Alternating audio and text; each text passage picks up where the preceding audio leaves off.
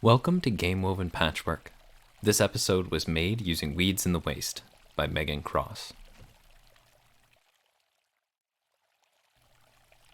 Has it already been 2 months since they ate the rest of the fish, Jim?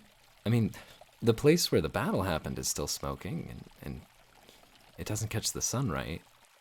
The rest of the Barak we returned the other day. It was when I set you down. I'm so sorry you missed it. I'll keep a hold of you from now on. Sorry. Anyway, I told them to go home, and they did. I think a lot of them went to Nairburn, but I don't think I really care. We belong here. They don't. I know the inscrutable will be back someday. Something is coming. I just can't really say what. The fish are gone, and the preparation room is, well, it's about as cleaned up as it's going to get, but we're still here. She would have wanted me to stay. She always said I had the knack for it, for being here. So, I guess you and me will keep the place up, for now anyways. I think we need food, Jim. Well, I do anyways. Like, I should be growing some. The garden already has some berry bushes, a few greens. People were growing stuff, you know? I should grow stuff. I think I have some notes about growing stuff that weren't too burnt. What do you think, Jim? I think we should garden. We're going to garden today. We're going to garden today. The first spring. I miss her, Jim. Honestly. I think about her every day. I think I've told you most of the stories I have about her. Probably a lot of the ones she told me too, but like, she was the one who taught me how to carve glass. She was the one who told me to tend that busted part of the wall, and if she hadn't... Do you think she knew we'd be friends? I think she did. No, that was nice of her. I never really had friends before you. It'd be nice if you could talk, but, I'd hope you'd say nice things. She always said nice things, so, well, usually. And if she didn't, there was usually a good reason. She said she believed in me. Can you believe that? She told me so anyways, like a few times. She'd tell me to do something I didn't think I could do or had a bunch of questions about, and she'd be like, "Oh, I believe in you, kid. You can do it." I used to wonder what kind of heritage I'd get when I drank the water. She didn't get one. Or at least people didn't think she did. I think she did. And she believed in me. Shit. No. No, no, no, no, no, no, no, no. Shit. Sorry. Foul words cloud the water. Yeah, Sorry, It died. Like, it's dead. The peas, they're... I don't know what I did, Jim. Did I step on them? Did you? No, that doesn't make any sense. Shit. I killed them. I wasn't, Jim, I wasn't doing it right, or I wasn't here when they needed me, and now she's dead, and I couldn't do anything about it, and maybe if I had been there, I could do something, and she'd still be here, and the peas would still be here, and Jim, Jim, I'm scared, and I can't do this. I can't do this. I can't. I can't. The first summer. Gah, weeds. Do you ever feel stuck in your ball, Jim? Like, do you ever miss swimming around the sanctuary? God, I always wanted to swim around those things. It seems so cool. Being stuck in a bubble can't be fun. Yeah, I probably shouldn't complain. You've definitely got it worse than I do. Like, I could go running and climbing and whatever, but you have to stay stuck in your glass ball looking out at the world like a big dumb idiot. Oh, no, I don't think you're an idiot, Jim. I'm sure you're a smart fish. I mean, you know something nobody else knows. So, that has to make you pretty smart, right? Hey, do you think that knowing feels like it's stuck inside you? Like, does it want to get out and around in the world, or stay inside you, inside your ball where it's safe? I don't know. Sometimes I feel like I'm stuck in the garden, you know? Like, I need to be here, the Dalberries are coming in tasty, and I think the Chonger feet are going to be okay. Not the peas, though. I don't know. Digging around in the dirt again, because gritty work is boys' work. It's stupid. It's not like the girls didn't get dirt on them sweeping or whatever. And there's not even going to be any girls here to do the harvest. It's stupid. I can harvest just fine. Just like a girl. What do you think of that, Jim? Do you think I can be a girl now that I have to do the harvest, or am I stuck being a boy who has to dig up the weeds? Stupid. Girls can pull weeds. The first autumn. Alright, I think I got it figured, Jim. So one time, she told me how the garden was the work of one of the executors, and how they shaped it like this with dirt from all over the world, and they put little hills and places for water to go so that you could grow anything here, but you couldn't grow anything anywhere because that's impossible. Oh, second pea plant died. I'm never eating peas again. Stop talking about peas. Peas suck. Anyway, here, let me show you what happens when I grab some of the water from your paths. Well, not your paths, but I don't know. You get it. Okay, so you see how when I pour the water, it goes off that way instead of soaking in. It's like following the ground, right? So I was reading in the journal that Executor Doranger left, and they made the garden. So if you follow the water, it'll show you stuff about where to plant what, and how much water to put in it, and how often, and that's really cool. So you have to listen to the water. Does that make sense? Can you hear the water? Can you hear the water? Anyway, it's something like though the water will flow as the course, and if that flow is not useful, the fault is not in the water but the course. So that's I don't know, but I think it helps. The first winter.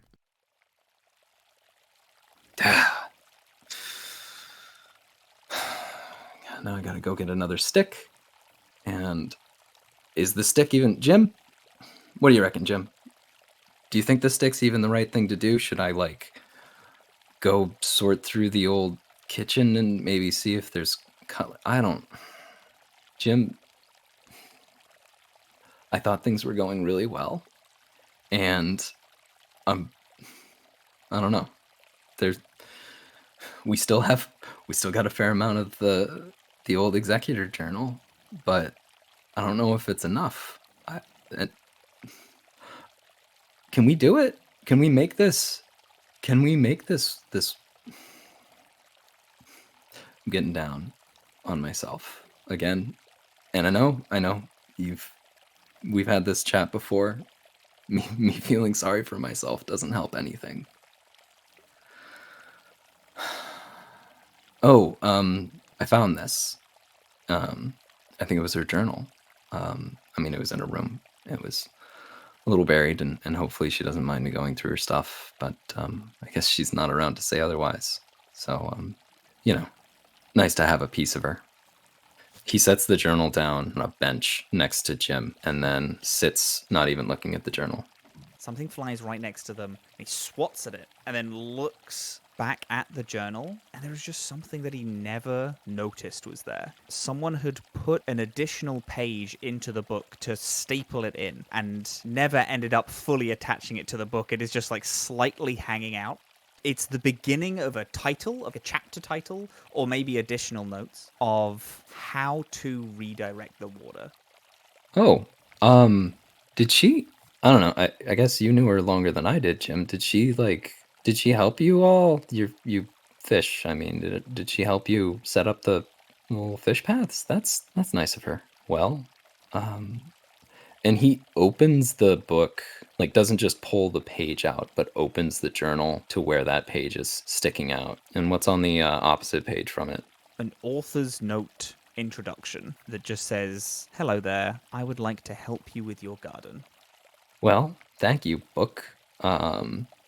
If you've maybe got an extra hoe lying around, we've only got the two of us working on it, and Jim does not have thumbs. There's a light breeze that flickers the page of the book, and it falls over, and the next page says, "Tip 1, get someone with thumbs."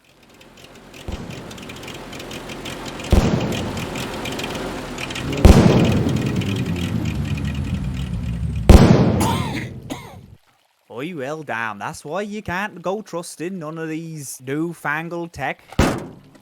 Oh, blimey. I am sorry, dear. It seems like I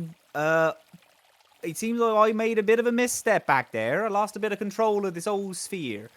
And I seem to have run through your garden a little bit. I mean, old? That's wow. Yeah. How are you? Well, I've seen better days and I've seen better gardens, I have. But mainly on the part of the fact that I just run through it. I tell you what, I got a little bit free at the minute. And because this hunk of junk ain't going anywhere, it looks like you need another pair of hands. Have you got a hoe lying around? Yeah, yeah. I mean, like, yeah. Here, let me go grab another one from the tool shed. Thanks. Oh, it's no bother by me. I've done a little bit of gardening back in my old days, so I know where things go. Just point me in the direction, and I'll end up doing it. I'll Yeah. stay out your way until we get this fixed up.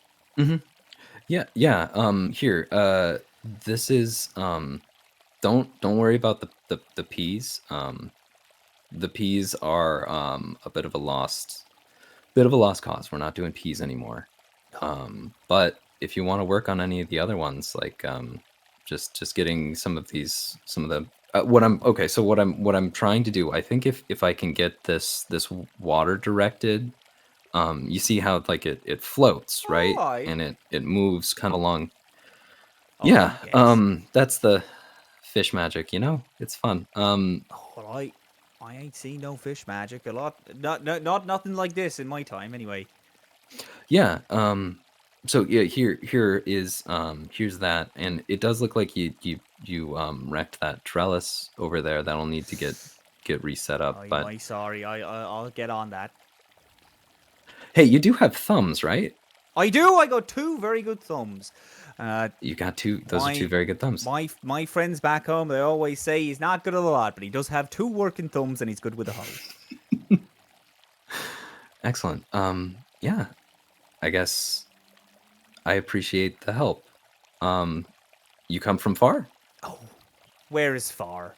People on smaller continents call far a 40-minute trek, and then some people call far a 3-day one. Far is purely relative. The moon could be nearby for all that we know. There you go. To some people, I'm sure that every plane of existence is close by. Yeah, yeah. I was reading some notes from one of the old keepers here that liked looking at the sky and seemed to think that things out there were a lot further away than I guess you know how the night sky looks a lot like I guess do you know the Night of the Fireflies? Oh, I've heard of it, but I don't know the extraneous details. Well, it's we the kids, I guess. Probably getting a little too old for it now, but they take up torches and they go and they run around out in the desert at night, and you know, all of the grown-ups we stand up on the wall and we would watch them kind of running around out there. And I thought if I opened and closed my eyes real fast, um, and you see all of them those kids out there running around with the torches, all of those little flashes that you get, it looks kind of like the night sky, little bits at a time, and Hmm. it changes over time. um and I always thought, like, if you can walk out there, it takes most of a day to get down to the city, but what if the stars were that close, and we could walk out there and it only took most of a day, and it was you know it was little kids running around in the sky with their torches. Anyway, not something that we need to be thinking about right now, because you know gotta keep the garden going, and if the garden doesn't go, then you can't eat, and you're not gonna can't walk to Nairburn on an empty stomach, let alone to the stars, huh? Well, right you are, but also it's important to feed the garden of your mind and your soul and all that. It's good to water that with those thoughts. It's important. It's what people. It's a good thing. It's all very well and good having a full stomach, but if you don't have a full soul, then what's the point? Full soul. What does that feel like? I think it's different for everyone. Yeah.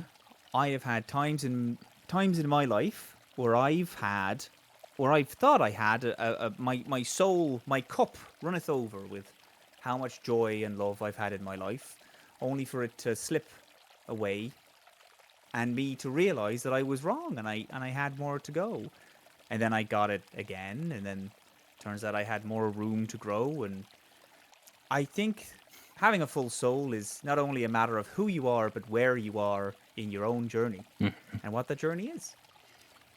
Yeah. Having a full cup. You know, I they always took good care of me here. You know, before they all left. I had a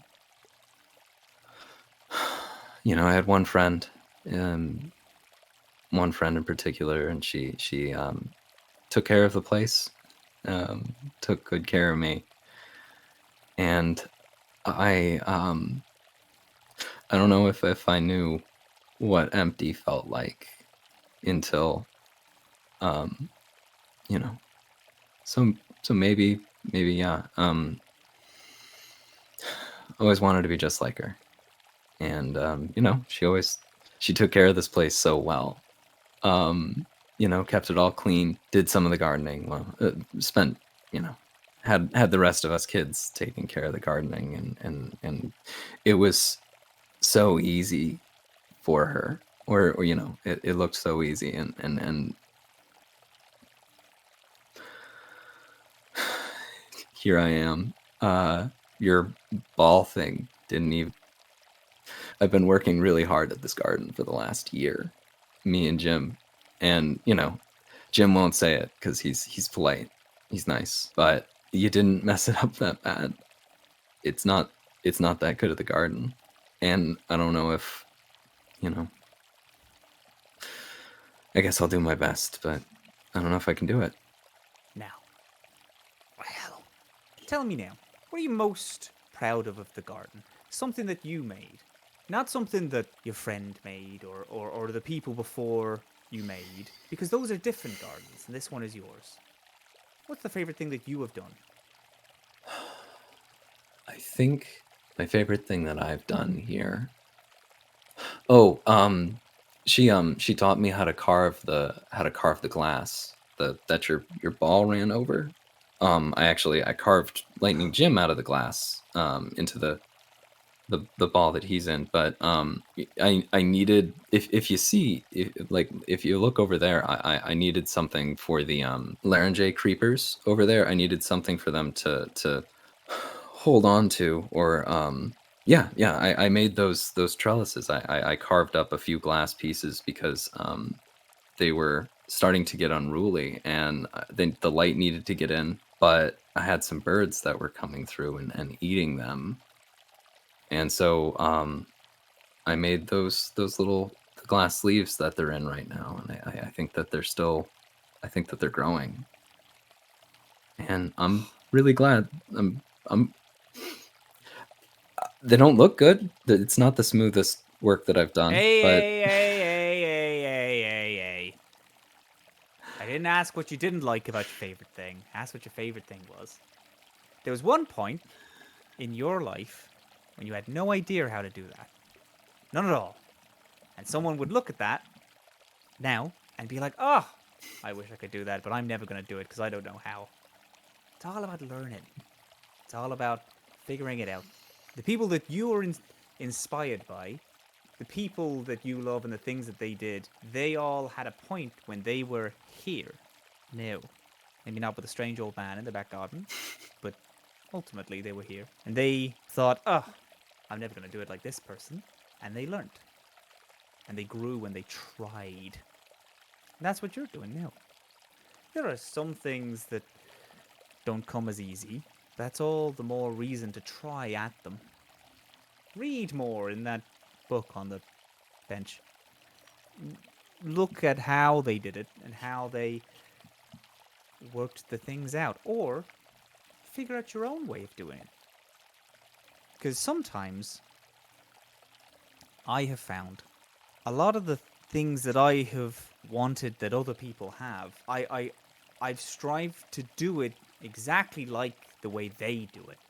And then I fail because I'm not doing it how I should be doing it, how I try, how I learn. And then when I either gave it up or I shifted gears, I realized that that's why I was unsuccessful in that. I'm doing it how I think I should do it. I think how they did it. But the thing is about a lot of people and the way they figure things out is they figure out a lot of things in their head. A lot of invisible thoughts and moments and failures, or we only see the jumps. We see the chapter markings. Chapter 1, Chapter 2, Chapter 3. But we don't see all the words in between that led to that chapter. The new one. Yeah. So instead of focusing on the way that they do it and being disappointed that you're not doing it exactly the same, you should focus on how you can make things work for you. That's what I did, anyway. Oh! You're. It's. Bloody Yeah. thing. That is. It's always turning off and on. It's always getting me caught in weird scrapes. Well, is it gonna? It's not gonna leave without you, is it? No. I'll go get it, but just in case, thank you so much for helping me pay my dues here for wrecking your garden a little bit. Thank you so much for letting me meet you. Very happy. Well, thanks for lending me the use of your thumbs. No, it's all right. Oh, hey. Goes inside of the glass sphere and then pulls out crusty gardening gloves. If you ever need a spare, got you there. Just in case, well, if they ever break, you ever get a hole in one through a thorn, or you leave one out in the rain, switch them out for that, and then maybe the new clothes will help you out. When I was growing up, every single time I got a new pair of shoes, I always swore that I could run faster in those shoes than the previous ones I have. So maybe it's the same with gardening. Maybe it's the same with gardening. Thank you.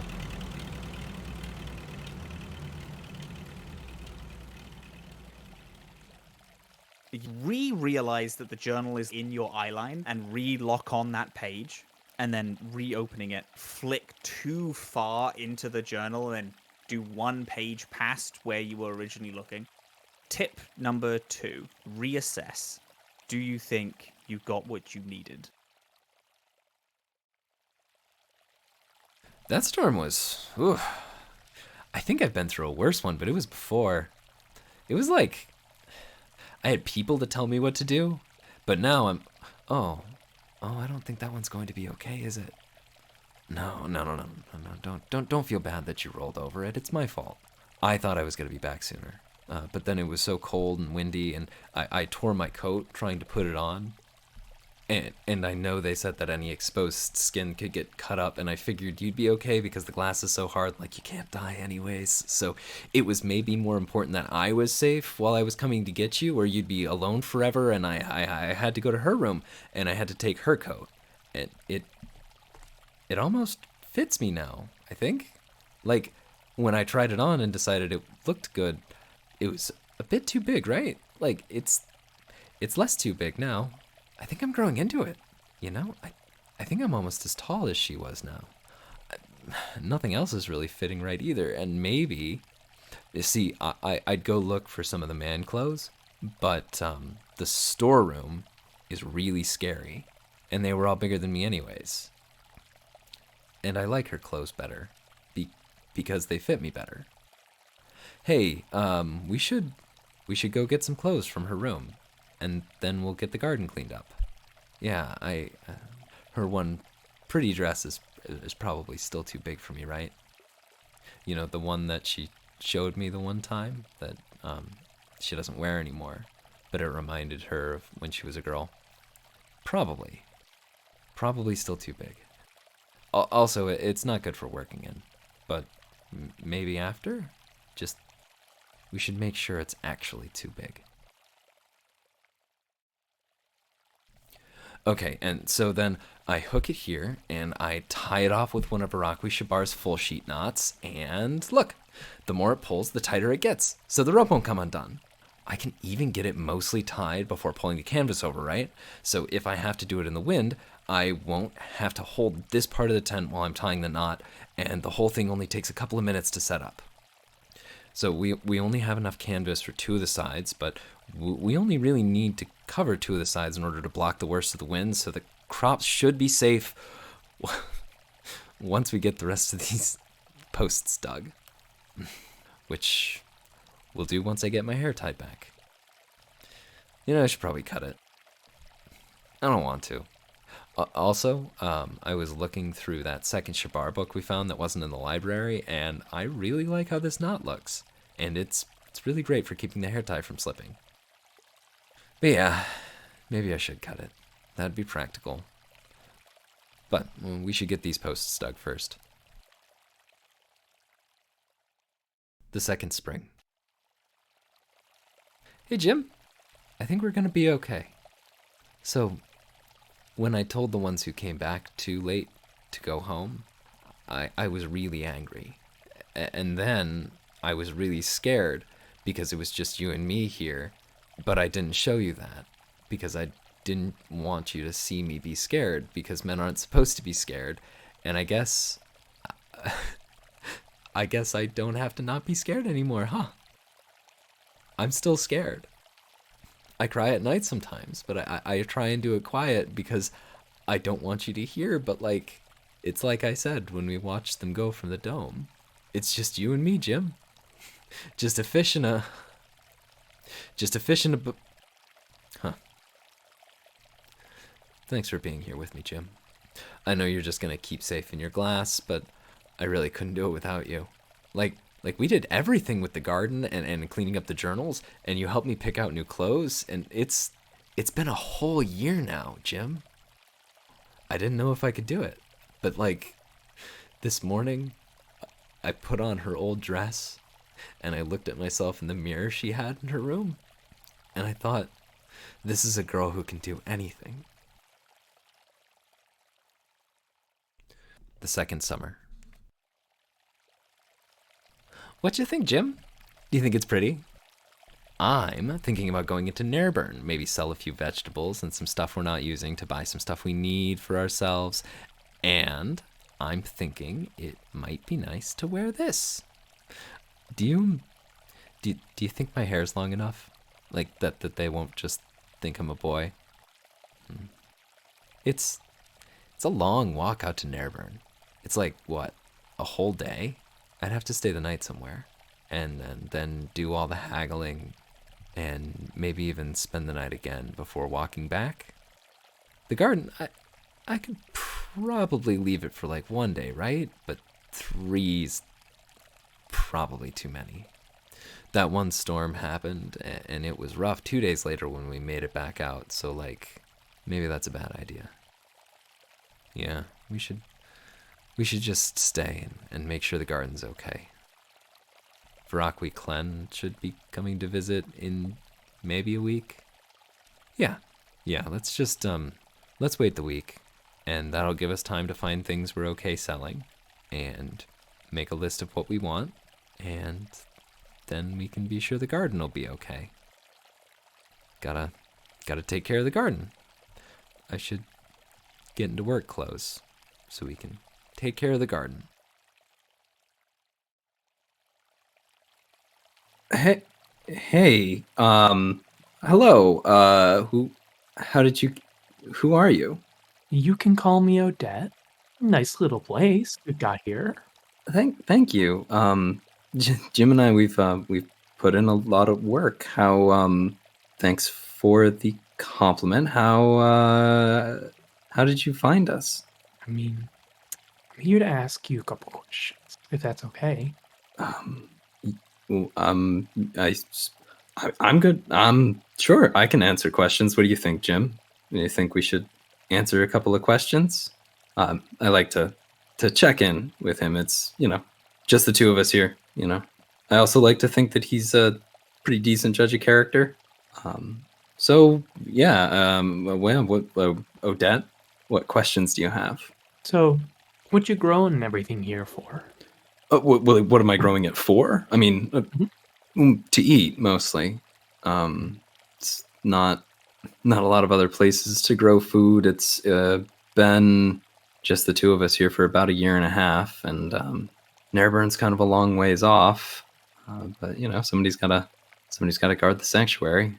So you know, Sure. Right. And everyone's got to eat. yeah. Well, Jim doesn't have to eat. Jim stays inside the glass.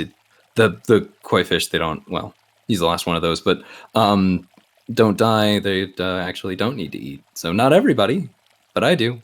Do you need to eat? I used to. Why'd you stop? People like you and I, we're put on doorways, precipices. We're given opportunities. And at some point, you have to step over one way or the other. And the way I stepped meant I didn't have to eat and stuff like that. That sounds kind of nice. One of my my old um one of my old friends, she used to take care of the temple here, and she um I think if she was still around, she was a really good cook, and she knew all my favorite foods. And I think if she was still, you know, if she was still here, I might miss eating, but you know, uh, it's been a while since I've had good food, and maybe it wouldn't be so bad to not have it again. But you know, you gotta. Well, yeah, you get that. But I'm going to ask the same question again, and I want you to try and answer it differently. What are you growing this garden for? So I don't have to leave. So I don't have to ask anybody else for help. So I can live here with just me and Lightning Jim, and I can dress up if I want to. I can wear all the nice things that we've got lying around, and I don't have to worry about what anybody else has to say about it. And I don't have to count money, and I don't have to take that long walk down to Nareburn and back and be there with the crowd and the noise and everybody who didn't come back in time. And when I told them to go home, none of them stayed, and I don't have to see them because the ones that stayed in Nareburn, they stayed there. And this isn't home for anybody but me, not me and Jim. And I need the garden, because if I don't have the garden, then this can't be home anymore. Odette is going to go up to one of the little water highways and kicks a big rock into it, and it blocks it. Hey. Yeah. What was that for? In time, it'll go away. Yellow Road. But I need that. That was so the executive who designed it, like, if I don't have the water going in that spot, I have to find a way to go around. Come on, it took a lot of work to get that there. Yeah. So this is what you do. You just like to show up and make kids cry? I didn't say I liked doing it. Well, then why do you do it? Because right now, there's only one person that can fix that. And if they don't, the garden's going to go away. Now, eventually, the water will sneak its way around, break down the rock, and everything will flow right back in where it's supposed to go. But the world hinges on whether the people who are there move the rock or not, whether they choose to step in or out of their doorway. She just looks up at you. She's confused and angry, and she's starting to cry, and just stares at you.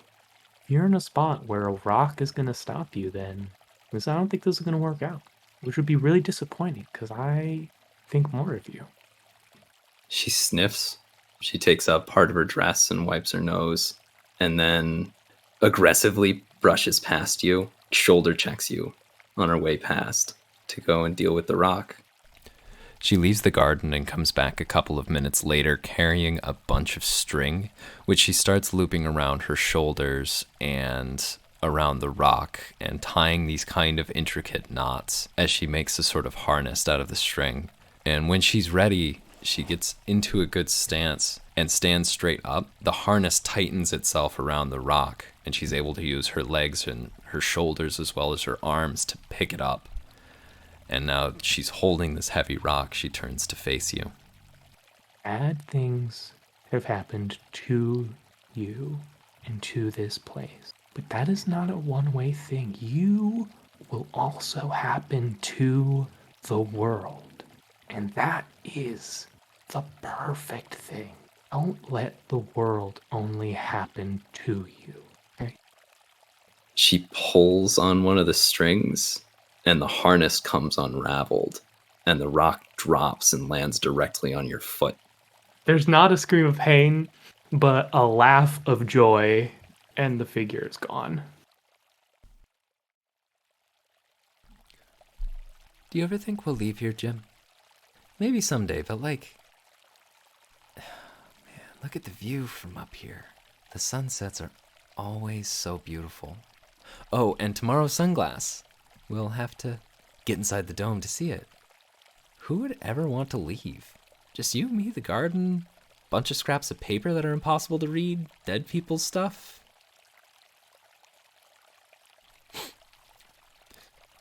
I miss her, Jim.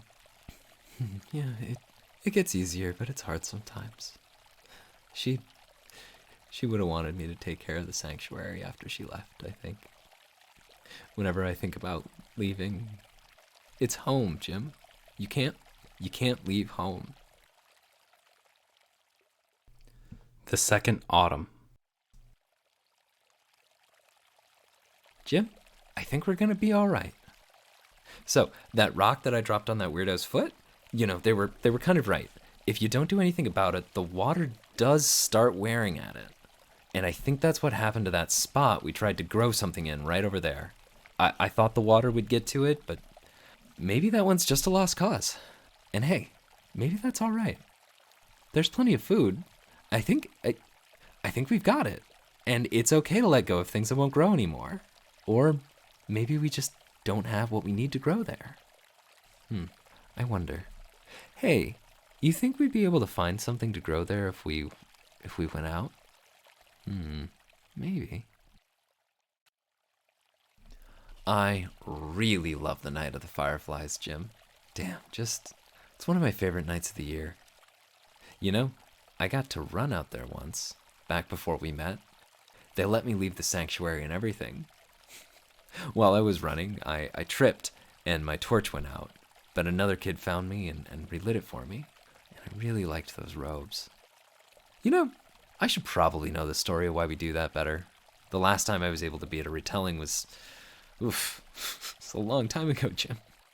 Hey, were you around the night the city never burned? You would have had to have been, since you all live forever and there aren't any more of you.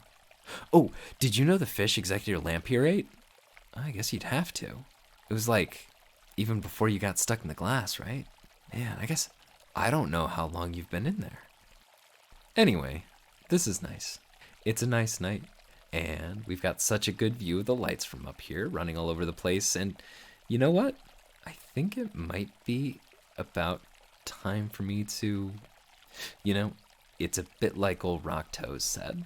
We can let the world take its course, and it'll wear things down, or we can, they have that bridge, and all those people, and we've got more water than we need, and maybe, it's time.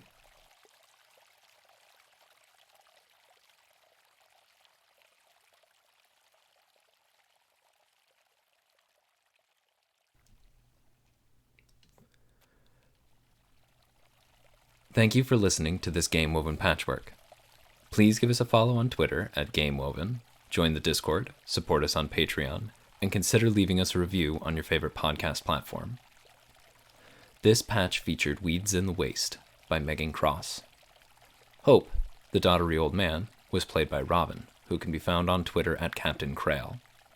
Odette was played by Rob B. Rolling, who can be found on Twitter at Rob, letter B, Rolling.